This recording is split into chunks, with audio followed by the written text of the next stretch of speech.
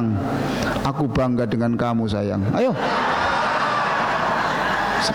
Ngene kok dijak nang api gak gelem ya apa sih? Loh, sekarang saya tanya pada Abah. Bah, ngomong aku bangga sama kamu sayang. Itu dapat pahala apa enggak? Loh, takono iki lho, takono. Termasuk jenengan besok nanti Pak harus memulai ini toh. Ya. Loh, iya Pak. Kenapa? Oh, saya tuh. Materai 10.000 Pak kepada saya. Nanti saya carikan, saya punya. Nah, Ustaz, tanggung jawabnya kan bukan hanya penceramah, tapi kan menyelesaikan ini. Iya Pak, betul. Walaupun istri beliau meninggal dunia, nanti waktu sujud kan tidak apa-apa toh. Ya Allah, saya sujud, istriku yang dalam kubur itu ya Allah, panggilkan Rasulullah untuk datang ke kuburan istri saya, sebab istri saya dulu sering membaca sholawat dan mendoakan anak-anaknya sehingga anak-anakku jadi anak soleh. Kan tidak apa-apa waktu sujud, ya toh? Masa doa tidak sambung bagi orang yang sudah meninggal dunia? Tuh. Jadi nanti pulang bilang apa? I love you. Coba Pak. Jadi Rasulullah mengatakan kemuliaan, kebaikan itu ternyata tidak rumit. Lah kalau Bapak bilang begitu, saya bangga dengan kamu. Kamu bisa mendidik anak-anak saya itu lebih hebat. Berapa persen suami mendidik anak itu Pak? Wong Bapak kan menteri luar negeri, yang dalam negeri kan istri Pak. Kalau Bapak bilang begitu, istri senang apa enggak? Istri senang apa enggak? Seiki lho takon iki lho aku. Istri, ibu senang, ibu senang. Oke.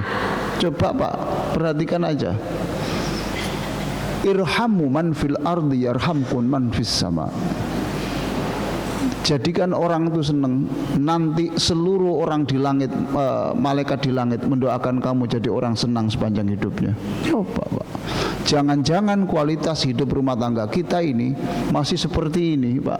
Jangan-jangan memang tidak ada rahmat, tidak ada bentuk kasih yang sesungguhnya di antara pasangan itu. Kok koyok khutbah nikah gini ya? Ceramah saya kok koyok khutbah nikah gini ya? Ya saya anggap pengantin baru lah, pengantin baru ini. Baik, jangan melakukan kezaliman. Suami istri jangan. Sesama jamaah jangan zalim. Jangan suudzon. Antara tetangga jangan suudzon, jangan zalim, ya gitu. Yang kedua, ini kata Allah ya, ya ibadi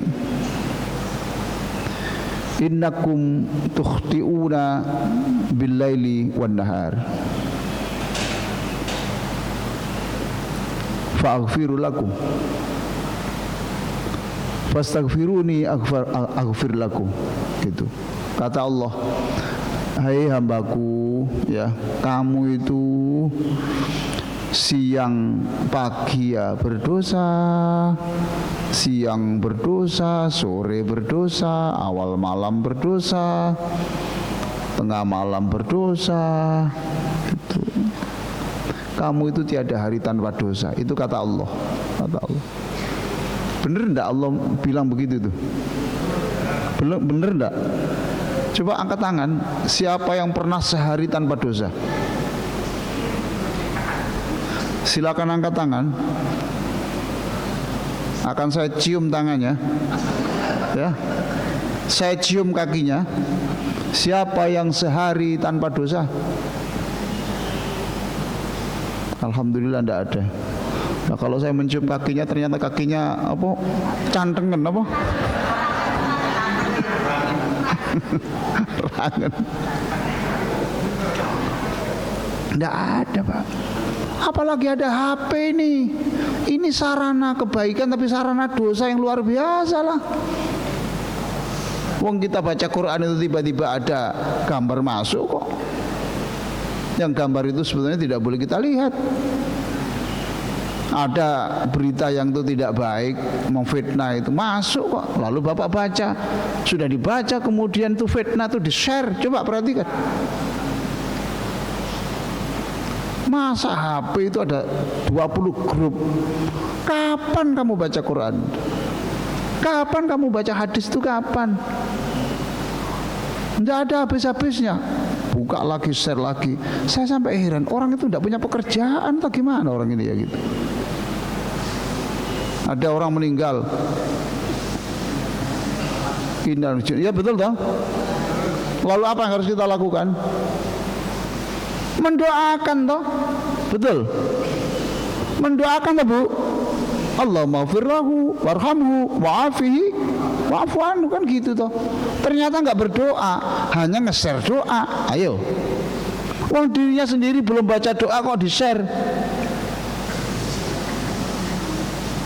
Yang sana sendiri yang enggak baca share lagi.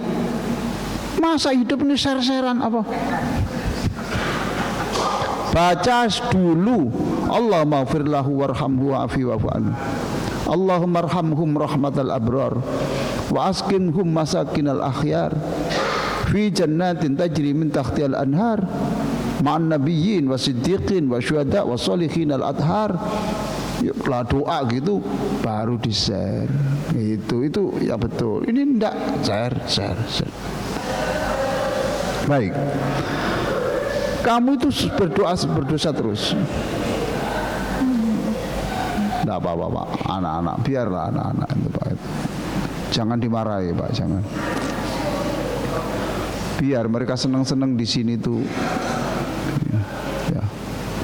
Jangan sampai jadi masjid tidak ramah anak Pak. Ada anak yang tidak mau ke masjid karena kalau ke masjid mesti dimarahi orang itu, ngono Pak. Digodak kadang-kadang Pak itu, digodak, ceblek ini, sampai tidak ke masjid Pak. Akhirnya dia ke masjid yang jauh. Ini kan kesalahan. Namanya anak masih sampai dewe yang ngono biyen, padha wae. Iya toh Pak. Mungkin di antara bapak ini dulu waktu kecilnya kan tidak tadarus, tapi pekerjaannya ambil konsumsi tadarus toh. Tapi kan bagus. Sekarang jadi orang-orang soleh gara-gara makanan tadarus. Barokah. Biar aja. Lalu Allah mengatakan fastaghfiruni, kalau begitu minta Allah ampun kepada Allah. Kalau begitu minta ampun kepada saya. Aghfir lakum, saya akan mengampuni. Sekarang saya kaitkan sedikit tentang istighfar ini. Coba ibu bapak, selama Lailatul Qadar apa yang diajarkan Rasulullah? Berdoa apa? Semuanya ayo kita baca. Allahumma. Semuanya. Allahumma innaka afuun tuhibbul afwa fa'fu anni. Ada yang pakai karim atau enggak silakan, atau enggak ada persoalan. Doa di luar sholat itu bebas. Silakan. Allahumma. Terus. Masya Allah. Perhatikan Bu, itu doa sepanjang malam hanya satu, minta ampunan Pak. Minta ampunan loh. Tidak minta sehat, tidak minta sembuh, tidak minta jodoh, tidak minta kebangkitan ekonomi, enggak. Selama Lailatul Qadar itu hanya minta satu saja. Afuun tuhibbul afwa fa'fu. 3 kali. Tuh, afuun fa'fu. Tuh Pak. Masya Allah, saya merenung ini luar biasa ya. Lah bagaimana kalau saya itu sakit minta sembuh? Itu sisipan. Boleh, tapi sisipan. Anak saya lagi ngelamar pekerjaan, mudah dikabulkan Allah, itu sisipan, bukan utama. Tapi jarang orang menangis sampai minta ampun, itu jarang. Ampun sampai nangis. Justru yang sering itu soal anak yang tidak bisa diatur, soal pekerjaan, soal penyakit, soal ya, itu yang bisa sampai menangis. Tetapi kalau soal menyangkut ampunan itu jarang. Jadi Rasulullah itu mengajarkan ampunan-ampunan, sebab tidak ada orang masuk surga kalau dia Allah tidak mengampuni. Itu masalahnya itu di situ. Bapak Ibu minta sehat, saya tanya. Bapak Ibu ingin sehat? Kalau diberi sehat, kira-kira dinikmati berapa tahun?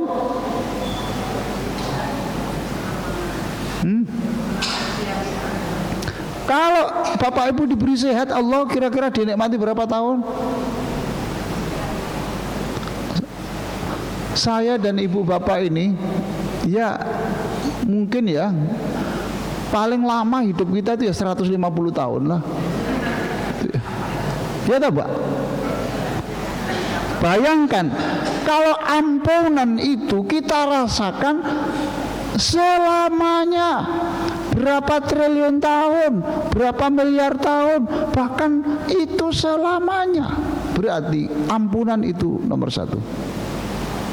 Allahumma innaka afuwun karim tuhibbul afwa fa'fu anni. Allahumma innaka afuwun karim tuhibbul afwa fa'fu anni. Itu ampunan.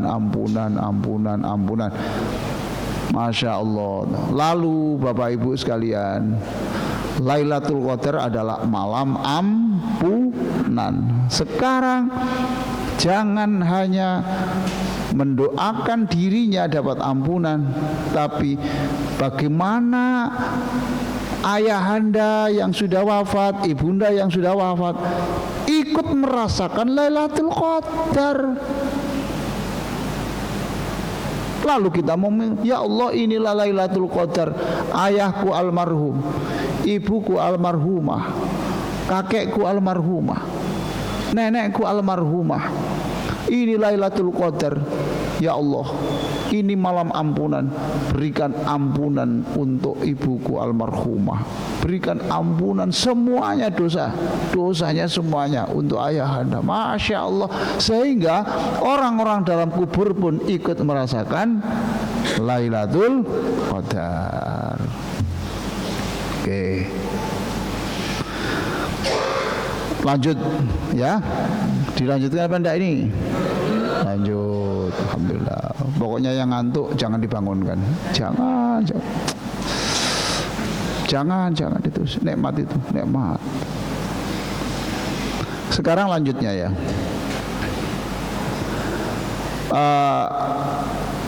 Ya ibadi, wahai hambaku,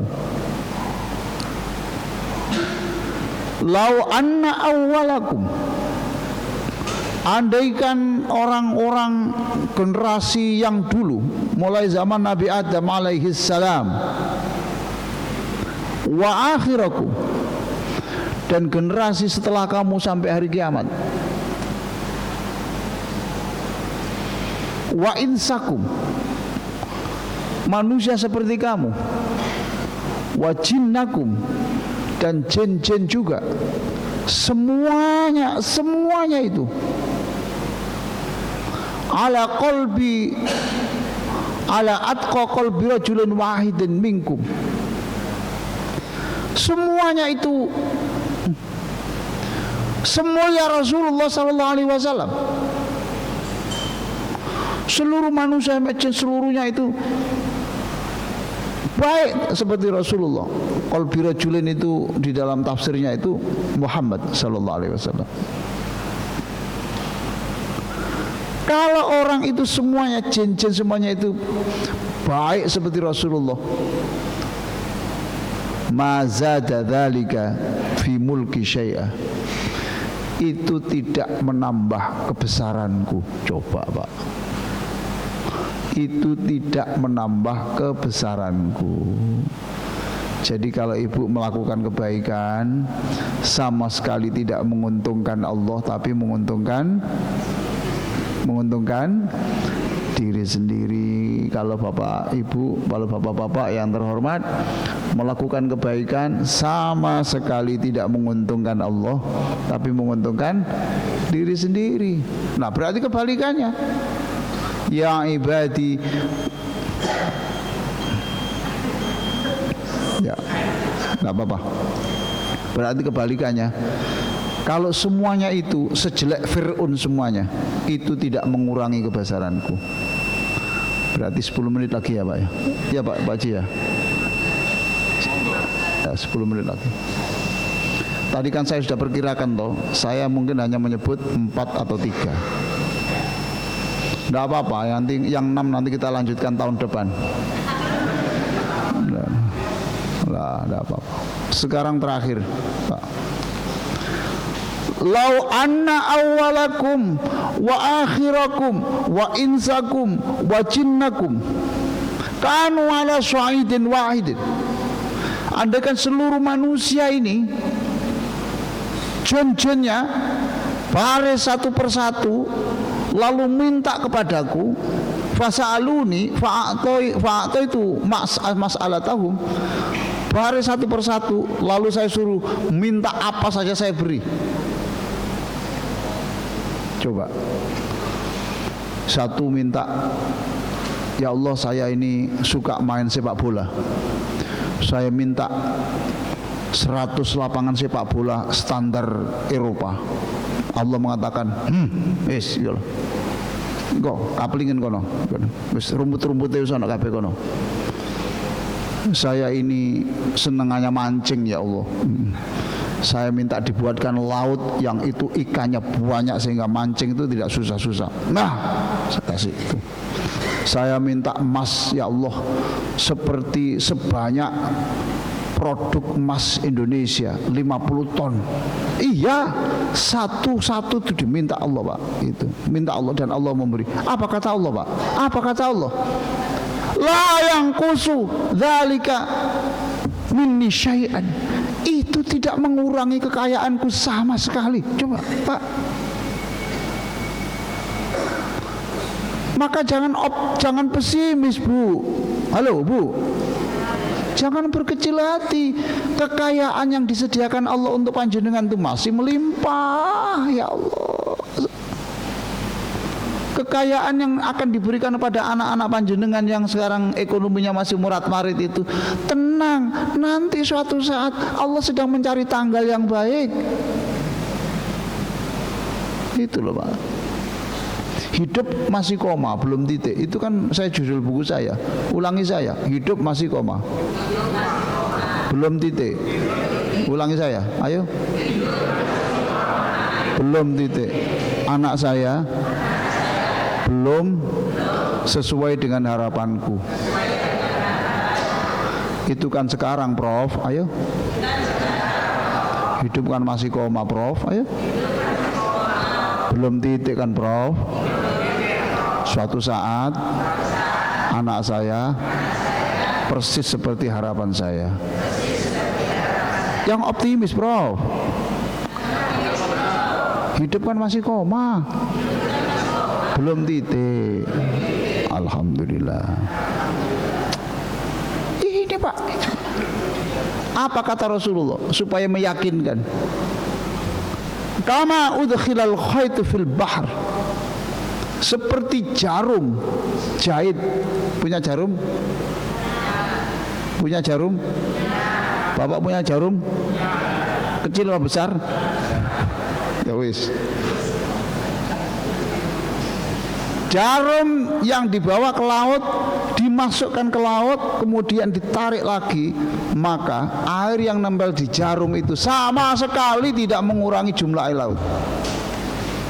Ya Allah, Allah ini firman-Nya kok menyenangkan begini ya, itu luar biasa itu. Nah, begini Pak ya, Orang itu kalau menjelaskan sesuatu, ini menurut ilmu komunikasi Bu ya.